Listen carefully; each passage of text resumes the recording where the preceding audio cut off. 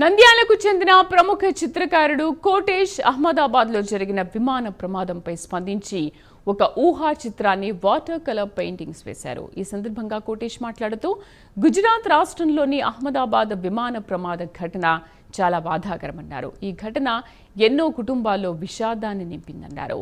తాను వేసిన ఈ చిత్రంలో విమాన ప్రమాదంలో ఎగిసిన మంటల్లో భయాందోళనతో ఆర్తనాదాలతో గుర్తుపట్టలేని మృతదేహాలు, తెగిన శరీర భాగాలు, రక్తపు మాంసపు ముద్దలు ఇంతమంది చావుకు కారణమైన బోయింగ్ విమానంలోని ఎన్నో చిత్రంలో చూపించారు. ఇలాంటి సంఘటనలు జరగకుండా కేంద్ర ప్రభుత్వం చర్యలు తీసుకోవాలని చిత్రకారుడు కోటేష్ కోరారు. జరిగిన విమాన ప్రమాదంపై స్పందించి ఒక ఊహా చిత్రాన్ని వాటర్ కలర్స్ పెయింటింగ్తో వేశారు.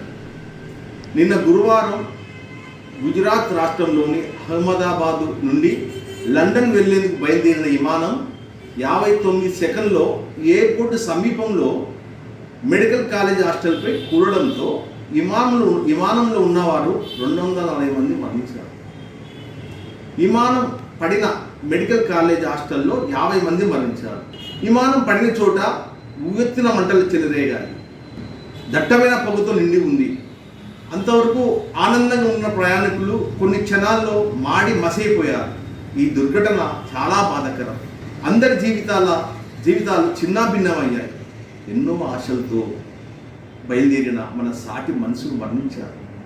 మరణించిన వారిలో గుజరాత్ మాజీ సీఎం విజయ్ రూపాని కూడా ఉన్నారు. నేను వేసిన ఈ చిత్రంలో విమాన ప్రమాదంలో ఎగిసిన మంటల్లో భయాందోళనతో ఆర్తనాదాలతో మంటలతో మరణించిన వారు, గుర్తుపట్టలేని కాలిపోయిన మృతదేహాలు, తెగిన శరీర భాగాలు, రక్తపు మాంసపు ముద్దలు ఇలా ఈ చిత్రంలో చూపించారు. గుజరాత్లో జరిగిన విమాన ప్రమాదంపై స్పందించి ఒక ఊహా చిత్రాన్ని వాటర్ కలర్స్ పెయింటింగ్తో వేశారు. నిన్న గురువారం గుజరాత్ రాష్ట్రంలోని అహ్మదాబాద్ నుండి లండన్ వెళ్లేందుకు బయలుదేరిన విమానం 59